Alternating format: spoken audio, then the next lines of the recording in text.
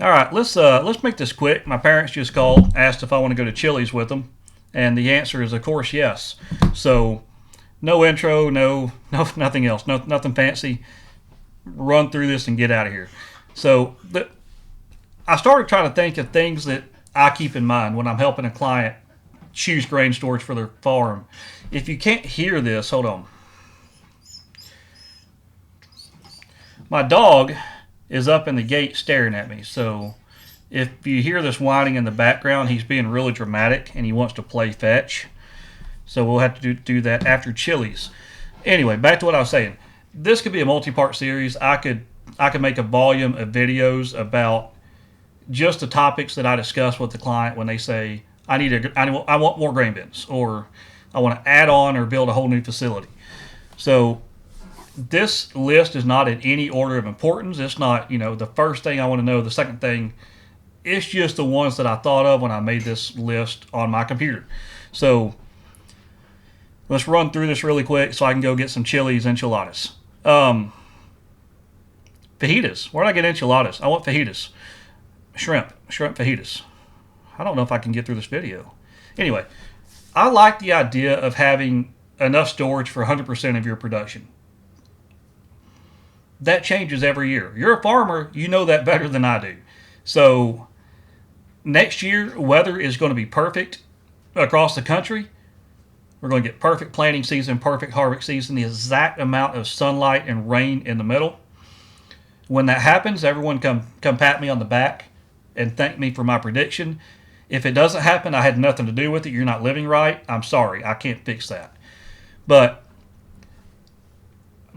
if you don't already have the storage on site, or if you're starting from nothing and building up, 100% is the baseline. That's like the bare minimum grain storage that I want you to have, because weather patterns can change. You can have a much better planting season or harvest season next year. Growing season is what I meant.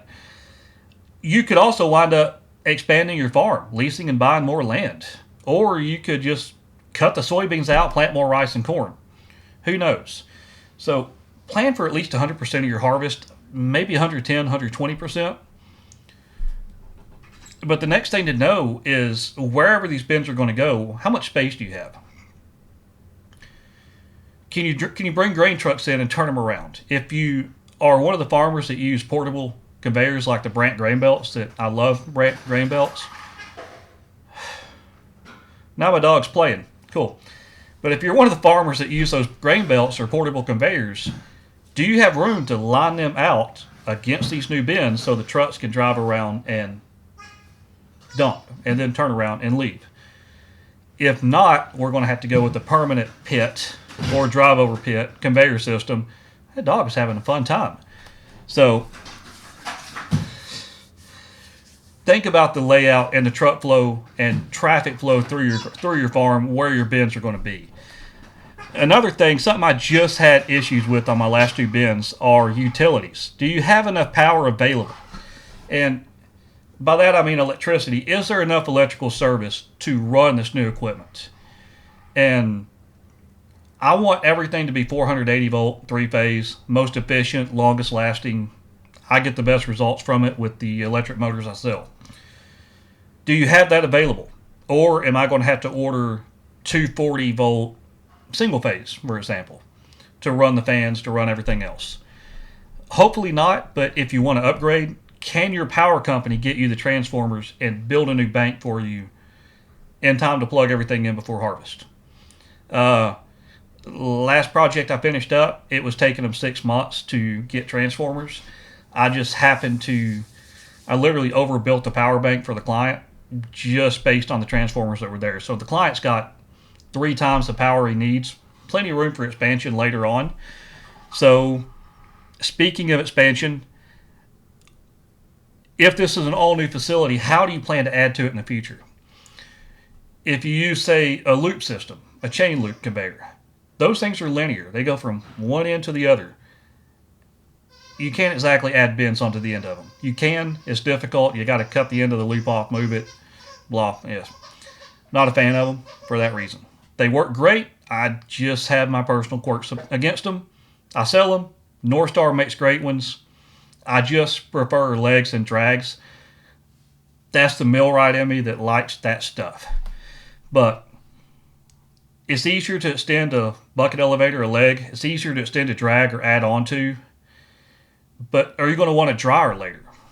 That's a question you have to ask up front. If you want to add a dryer, I prefer mixed flows over modulars. Grain handler makes great ones. Keep that in mind. Grain handler. What am I? I'm at Brandt, North Star, and Grain Handler. That's the names I've name dropped, and I'm doing this for free. But if you want to add a dryer, if you have a loop system, do you want the dryer to go? It's probably going to go on the backside. Are you going to have a hopper tank for wet grain to feed that dryer? Or are you going to have another drop down from your chain loop to feed the dryer and use one of your flat bottom bins for wet grain storage? Something to account for ahead of time.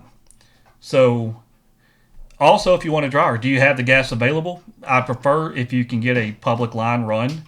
If not, you're going to need a lot of propane tanks. Where are they going to go? Preferably where they don't get hit by a truck. So another issue, this is an issue the market has created, not so much the farmers, but airflow. I don't like to over air a bin. I'm shaking my table.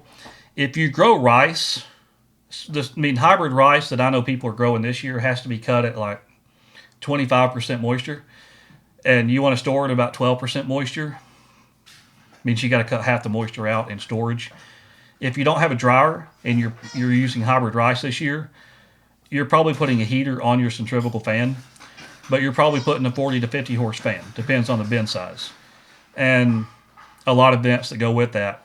But say you grow corn, soybeans, especially corn, bigger kernels, better airflow through it in my experience. If you just need maintenance there, say you're harvesting something at 17% and you want to bring that moisture down to 12%. In the same size bin, we can make do with a 5 horsepower fan. Anyone that's selling 20 horse fans, they're probably ripping you off, overselling you. But if you grow rice, you might as well make all of your bins suitable for growing rice or for storing rice. Just my point. But if you want separate bins, you can go with a lot smaller fans. My number one rule, and I hate that I have to say this, is just buy high quality stuff. I could deal with a lot of manufacturers. I don't. I deal with North Star loops because their standard loop is as good as anyone else's with all the options. I deal with Chief Agri grain bins because they're the Cadillac of grain bins for farm use and for commercial use, but I mostly work with farms. Buy high quality stuff, because I just talked to a farmer in South Dakota last week that had a sidewall sheet split right down the middle. My dog is having a really fun time in the kitchen without me. I'm kind of nervous. But he had a sidewall sheet split right down the middle, 2 feet above the door, lost about 30,000 bushels of wheat. I don't want anyone to do that. It's a warranty issue, which is surprising because the bin's only about 3 years old, but he went with a manufacturer that I would not normally mention or recommend. So don't be that guy. He probably has a great relationship with the suppliers that he bought it from. Cool. But buy high quality stuff. And I say I sell Chief. They're the only bin I sell. There are other good manufacturers of bins. There are manufacturers I don't want anything to do with. Very popular manufacturers that I don't want anything to do with. There are other manufacturers that make really good grain bins. Are they Chief quality? Probably not. I've got a spreadsheet somewhere else that compares Chief and like 4 or 5 other manufacturers, and it lists where the Chief bins are stronger than everyone else. And that's a different video for when I want to get hate mail, and I'm going to do a video on that eventually. But buy high quality stuff. If you're going to cut corners, cut them somewhere else. Please, cut corners on your tractors. Quit buying John Deere stuff for all I care. Spend money on the bins. Buy high quality. And also make sure it's being installed right. Make sure your installer's not ripping you off and cutting their own corners, because I've been in plenty of places where the foundations were garbage. I can drive within 20 minutes of my house in Jonesboro, Arkansas, and find you 10 different farmers I know that are having floor issues because of bad foundations. I didn't install them. Don't look at me. So, anyway, that is 5 or 6 things to think about when you're just deciding that you want to buy grain bins, those are things I'm going to ask about, things I'm going to try to sell you on or convince you of. And like I said, they're not the most important. They're not in any order. I got a document on my computer. Those are the ones I thought of when I typed it up. So, hope it works. Stay tuned. There's going to be more videos. My goal with the whole video series that I'm doing is, if you're watching, I want to make you the expert on grain bins, because it makes my job easier the better educated the public is. But I'm not going to give away too much information. I'm not going to give away too much free knowledge and wisdom. Hopefully there is some knowledge and wisdom. But at the end of the day, I'm the one with the dealer contact. So you still want to buy the bins, you still got to come through me if you want cheap. So anyway, enjoy my ramblings. There will be more. Pay attention because they're actually useful stuff. I hate making videos. I don't do them just for the fun of it. So anyway, thanks for rambling or listening to my ramblings for the last 11 minutes. See you next time.